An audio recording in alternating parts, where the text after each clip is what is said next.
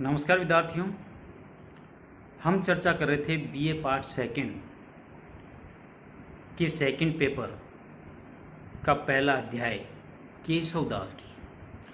और अब से पहले वाले एपिसोड में हमने रामचंद्रिका के प्रथम जो छंद था श्री राम वंदना उसकी चर्चा की।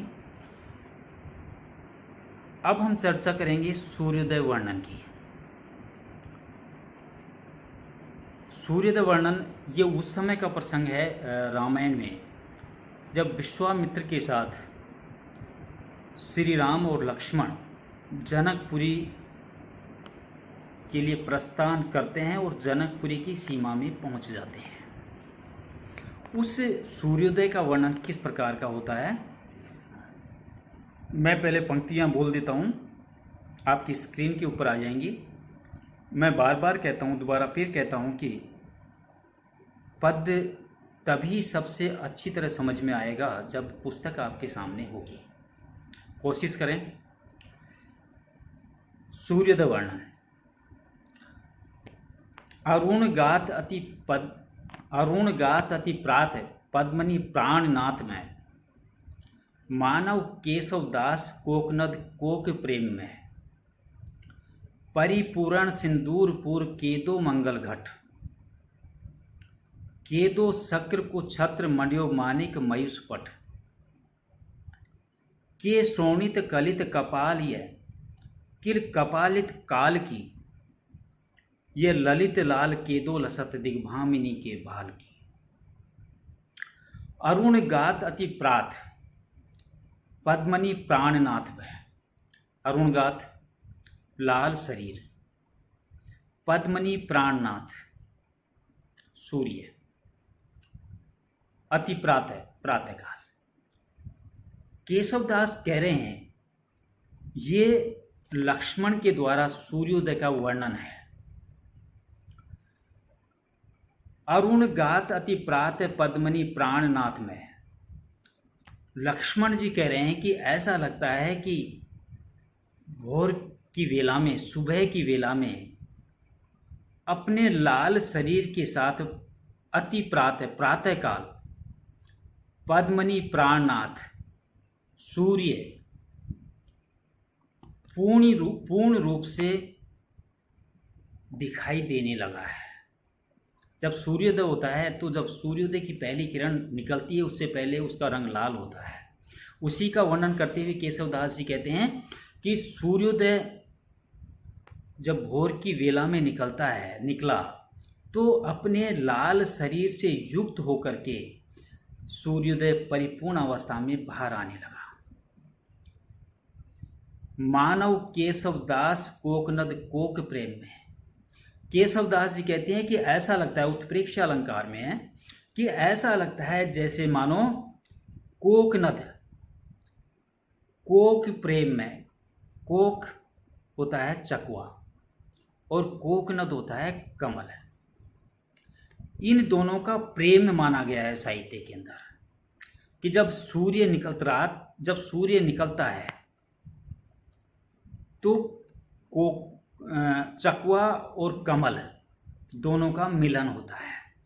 तो यहाँ पर केशवदास जी कहते हैं कि ऐसा लगता है कि चकवा कमल की प्रतीक्षा में पूरी तरह से उसके प्रेम में तल्लीन हो गया हो। परिपूर्ण सिंदूर पुट केदो मंगल घट। या ऐसा लगता है कि जैसे सिंदूर से भरा हुआ कोई घड़ा, केदो यानी या परिपूर्ण पूरी तरह से भरा हुआ, सिंदूरपुर सिंदूर घट या सिंदूर का घड़ा, केदो मंगल घट या कोई मंगल गान करने के लिए सिंदूर से रंगा हुआ घड़ा अपने माथे पे रख करके किसी शुभ अवसर की प्रतीक्षा में नायिका चली जा रही है। उस भोर के सूर्य को देखकर जो अपने पूर्ण लालिमा को लिए युक्त है, उसके बारे में उत्प्रेक्षा कवि के द्वारा की जा रही है कि ऐसा लगता है कि कोई नायिका अपने माथे पर मंगल सूचक घड़ा जो पूरी तरह से सिंदूर से रंगा हुआ है, किसी शुभ प्रतीक्षा शुभ कार्य के लिए जा रही है। केदो शक्र को छत्र मंड्यो मानिक मयुक पट, या ऐसा लगता है कि शक्र इंद्र, छत्र इंद्र का जो छत्र है, मुकुट है, मंडियो मानिक मयुष्पट, मानिक मोतियों मणियों, मयूर किरणों, और पट यानी वस्त्र। ऐसा लगता है कि इंद्र के छत्र को किसी ने मणियों की किरण रूपी कपड़े से तैयार किया है, बनाया है। सूर्य की किरणें धीरे धीरे निकलने लगती हैं। यहाँ उत्प्रेक्षा की जा रही है। कवि के द्वारा लक्ष्मण कहते हैं कि ऐसा लगता है वो सूर्योदय की वेला कि जैसे इंद्र का जो छत्र है, उस इंद्र के छत्र को मणियों की किरणों रूपी वस्त्र से मंडा गया है, तैयार किया गया है।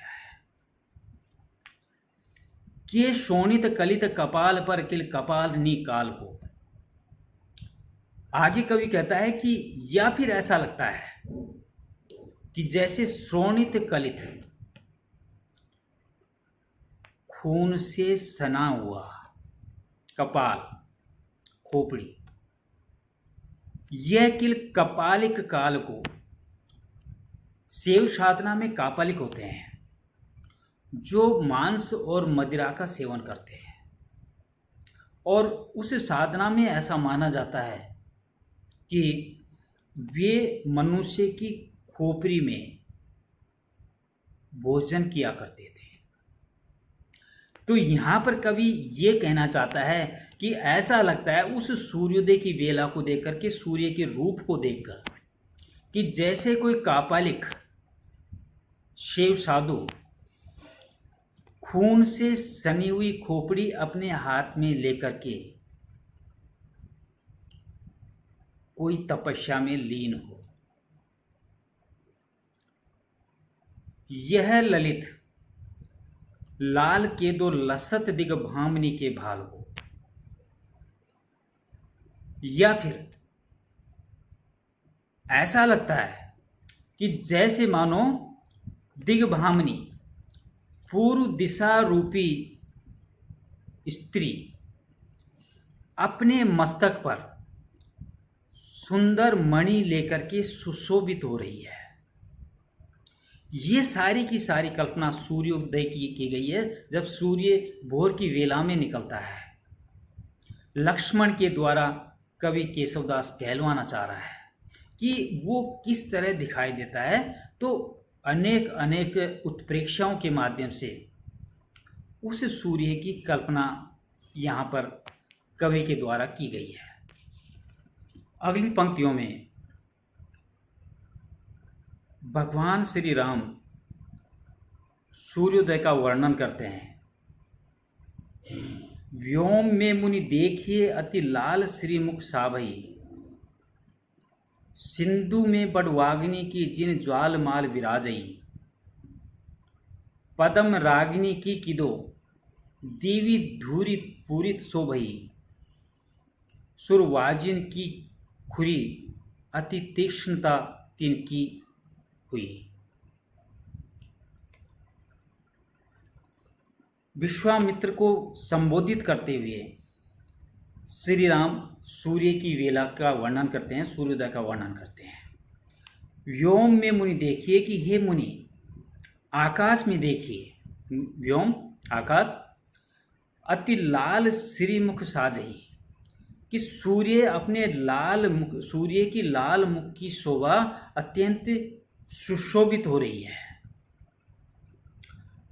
सिंधु में बड़वाग्नि की जनु ज्वाल मान विराजई, ऐसा लगता है सूर्य की उस वेला को, उसके लाल मुख को देख करके जैसे मानो आकाश रूपी सागर में, जिस प्रकार सागर में बड़वाग्नि लगती है, सागर में समुद्र में लगने वाली आग को बड़वाग्नि कहते हैं कि ऐसा लगता है जैसे आकाश रूपी सागर में बड़वाग्नि की जो ज्वालाएं हैं, जो लपटें हैं, वो अत्यंत सुशोभित हो रही है।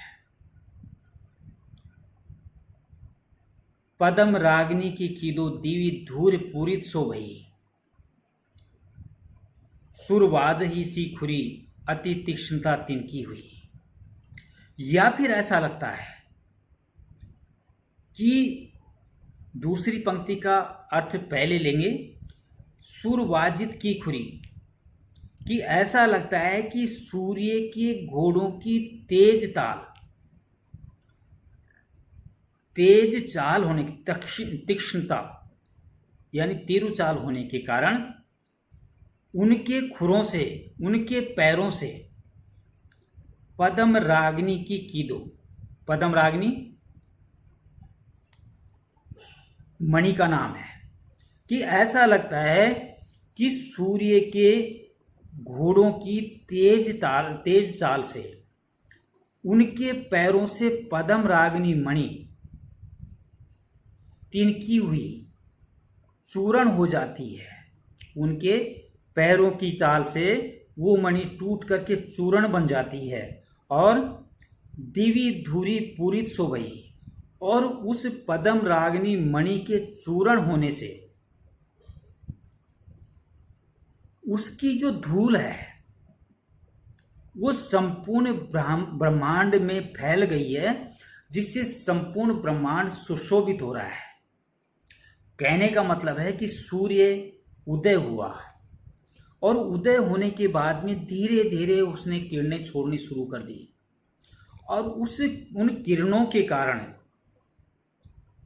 जो तरह तरह का प्रकाश वो आकाश मंडल के अंदर छाया, कवि उसकी परिकल्पना करता हुआ पदम रागनी मणि को लाता है और वो ये कहलवाना चाहता है कि सूर्य के घोड़ों की तेज चाल के कारण उनके पैरों से टूटी हुई पदम रागनी मणि की धूल संपूर्ण आकाश में छाकर के प्रकाशित हो रही है। तो इस प्रकार सूर्योदय का वर्णन जहां कवि केशवदास ने एक बार लक्ष्मण के श्रीमुख से वर्णन करवाया है, तो दूसरी बार भगवान श्री राम से विश्वामित्र को संबोधित करते हुए सूर्योदय का वर्णन करवाया है। अब हम अपनी वाणी को यहीं विराम देते हैं। केशवदास की जो अगला जो वर्णन है, पंचवटी वन वर्णन, उसका अगले एपिसोड में हम वर्णन करेंगे। नमस्कार।